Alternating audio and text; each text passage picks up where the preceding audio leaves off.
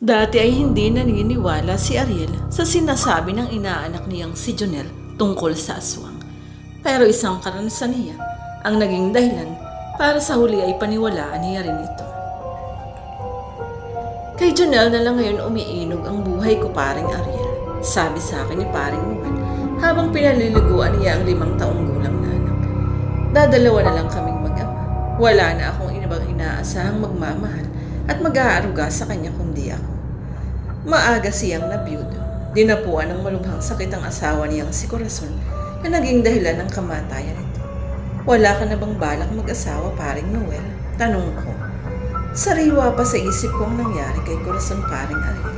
Hindi ko muna iniisip ang palitan siya sa puso ko. Tapat sa sinabi niya, nakita kong sa trabaho at sa anak na lamang niya iniukol ang kanyang panahon. 2 taon ang matuling lumipas. Isang araw ay mayroong dumating sa aming bahay na isang babaeng dayo na nagpasyang manirahan sa aming bahay. Si Ofelia. Pamangkin daw si Ofelia ni Aling Chuling. Maganda si Ofelia. Hugis puso ang mukha niya. Malamlam ang mga mata at mahaba ang buhok na abot hanggang sa balakang. Liligawan mo si Ofelia? Gulat na tanong ko kay paring Noel nang mag-usap kami at ipaalam niya sa akin ang kanyang balak. Oo, sagot niya. Malaki ang pagkakahawig niya kay Corazon. Sa bagay, kahit sinong binatang lalaki sa baryo natin ay si Ofelia ang punteriya. Sa palagay mo kaya, magugustuhan ka niya, lalo at biyudo ka at may anak. Bakit hindi? Tapat ang layunin ko sa kanya at naniniwala akong hindi magiging sagabal si Jonel para ibigin niya ako. Makalipas ang ilang araw, ay pumunta ako sa bahay ni paring Noel. Nasaksihan ko nang ipagtapat niya sa anak ang panliligaw niya kay Ofelia. Nagpakita si Jonel ang pagkaayaw kay Ofelia. Hindi ka ba natutuwa na 2 na kaming magmamahal sa'yo kung sakaling mapangasawa ko siya? Mabait si Ofelia, anak. Sabi ng kumpare ko sa inaanak ko. Basta ayoko sa kanya. Gusto kong tayong 2 lang dito sa bahay. Umiiyak na sabi ni Jonel. Nagkatinginan kaming magkumpare. Napapailing na lamang siya sa narinig na sinagot ng anak. Sa una lang ganyan ang magiging reaksyon ng anak mo, pare. Natural lang iyon sa bata. Naniniwala ako na may iintindihan ka rin, no, Jonel. Pagpapalakas ko ng loob sa kanya. Sana nga, pare. Sabi niya at saka nagbuntong hininga.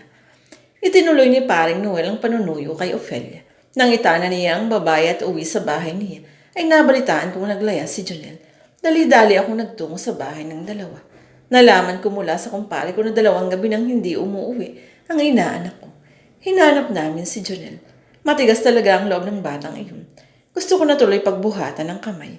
Sabi sa akin ni paring Noel ng araw na makita namin sa wakas si Jonel. Huwag mong gagawin iyan, pare. Pigil ko sa kanya.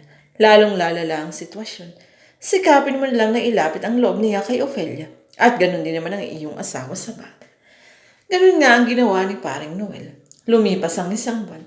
Patuloy na nagsama ang mga ito sa buhay. Sa bahay ng kumpare ko. Tahimik at normal ang pamumuhay ng mga ito. Kapag dumadalaw ako sa bahay ng mga ito, ay nakikita kong inaasikaso ni Ofelia si Jonel. Parang naging maamo na ang inaanak ko sa madrasta niya. Isang gabi pumunta sa bahay ko si Jonel. Takot na takot siya at nanginginig pa ang katawan. Nang mahimasmasan siya ay inusisa ko siya at ikinagulat ko ang sinabi niya. Ano ka mo? Aswang ang nanay Ofelia mo. Totoo po, Ninong Ariel. Aswang siya. Nakita ko na pumangit siya habang nagpapahid ng langis sa buong katawan. Natigilan ako. Hindi na bago sa akin na maringgan ko siya ng ganoon. Kahit nung wala pa ang madrasa niya, ay mahilig na siyang magsabi ng kung ano-anong nakikita raw niya. Katulad ng kapre, tiyanak, tikbalang at iba pang kinatatakutan niya. Nang pauwiin ko siya ay tumanggit siya at nag-iiyak. Nanibago tuloy ako. Hindi ko siya kinakitaan ng ganong labis na takot nung nagkukwento siya ng kung ano-ano. Humahango sa dumating si paring Noel. Nang malaman niya ang sinabi sa akin ni Jonel tungkol kay Ofelia ay nagalit siya. Sa kauna-unahang pagkakataon sa harap ko ay napagbuhatan niya ng kamay ang anak ko. Ayoko malis ka ng bahay. Huwag mo rin sinasabing masama ang nanay Ofelia mo. Maliwanag. Sigaw niya sa anak. Sinintron pa niya ang inaanak ko. Opo, itay. Humihikbing tugon ni Jonel. Ginabi ako ng uwi. Galing ako sa kamag-anak ko na nakatira sa kalapit na probinsya. Habang minamaneho ko ang owner-type jeep ko, ay isang malaking ibon ang natanong ko na lumilipad sa madilim na kalangitan. Nang makalampas ako sa bahay ni Paring Noel, ay lumingon ako at nakita kong sa mismong bubong ng bahay niya, dumapo ang malaking ibon. Tumayo ang mga balahibo ko sa takot, kaya pinasibad ko palayo ang owner. Kinabukasan, humahangos na nagsadya sa akin si Paring Noel. Hinahanap niya si Jonel. Hindi siya pumunta rito, pare, sabi ko.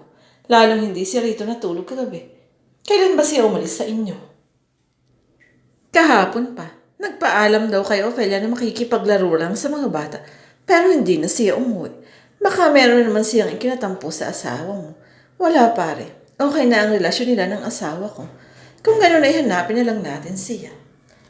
Isang linggo nang nawawala si Jonel nang mapunta ako sa Tapon. Ilang na lugar iyon sa aming baryo, nang dulo ay tumatago sa baryo Kasulukan. Sa madamong bahagi ng sabana ay nakapulot ako ng dugoang t-shirt na nakilala ko agad na kay Jonel. Ipinakita ko iyon kay Paring Noel. Umiyak siya. Hindi raw niya inakalang may masamang mangyayari sa kanyang anak. Sino kaya ang posibleng pumatay sa bata kung pinaslang nga ito? Nag-report kami sa pulisya. Nagsagawa agad ng pagsisiyasat ang mga ito malapit sa lugar kay nakatagpuan ko ng damit. Isang tinabunang hukay ang natunto ng mga ito sa di kalayuan. Doon ay nakuhukay ng mga ito ang bangkay ni Jonel. Napansin ko agad ang pagiging balisa ni Ophelia. Lalo na nang kunin ng mga pulis ang mga labi ng bata para i-autopsya. Isang mabangis na hayop ang pumatay sa anak ko. Hindi makapaniwalang sabay na Paring Noel sa mga pulis nang malaman namin ang resulta ng pagsusuri. Winarak ng matatalas na pangil at kuko ang tiya ng biktima. Nawawala pa nga ang ilang lamang loob niya na maaaring kinain ng hayop. Kung hayop ang pumatay sa anak ko, sino ang naglibing sa kanya? Tanong ng kumpare ko. Baka ang nag-aalaga sa nakapatay sa kanya. Marahil ay ginawa niya yun sa takot na masabit siya sa nangyari sa biktima. Tinanggap ni Paring Noel ang konklusyong iyon kahit hindi iyon kapanipaniwala. Ang palagay kasi namin ay taong pumatay kay Jonel at iyon din ang pagbaon dito sa bukay. Pagkalipas ng isang buwan, ay nakita ko uli ang malaking ibon na nakita ko bago mawala si Jonel. Lumapad iyon palayo sa bahay ni Paring Noel. Kung hindi ako nagkakamali, ay patungo yun sa kabilang baryo kung saan may napapabalitang sari ng mga mahiwagang pagpatay sa ilang residente roon. Kinabahan ako.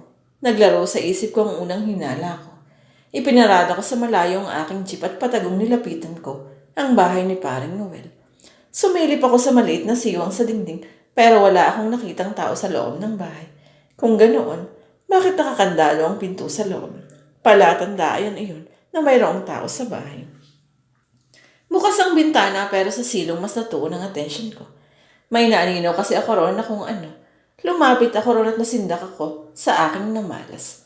Isang kalahating katawan ng babae ang naroon. Natiyak kong babae ang may-ari niyon dahil sa paldang nakasuot sa ibabang bahagi ng katawan. Noon ko nakuro na manananggal ang may-ari niyon. Naisip ko agad si Ophelia. Tama ang sinabi ni Jonel na aswang ang madrasta nito at maaaring si Ophelia ang pumatay rito. Wala akong inaksayang sandali. Binuhat ko ang katawan ng aswang sa kabila ng aking takot at pandidiri. Isinakay ko iyon sa aking jeep. Pagdating sa tabon ay binuhusan ko iyon ng gasolina at saka sinindihan. Hinintay kong ganap na matupok ang kalahating katawan. Naipagiganti ko na si Jonel. Alam kong wala rin babalik ang katawan ng manananggal at natitiyak ko rin na mamamatay na iyon. Kinabukasan laking gulat ko dahil nakita kong kasama ni Paring Noel si Ophelia. Buhay siya. Kung gano'n ay sino at kanino ang kalahating katawan na sinunog ko.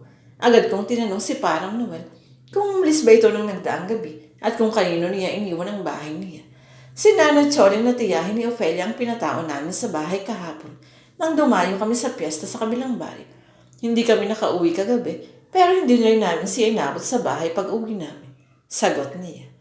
Ikinaligalig ko ang narinig, lalo na ng pagkaraan ng ilang araw ay sabihin niya na nawaro si Aling Choling.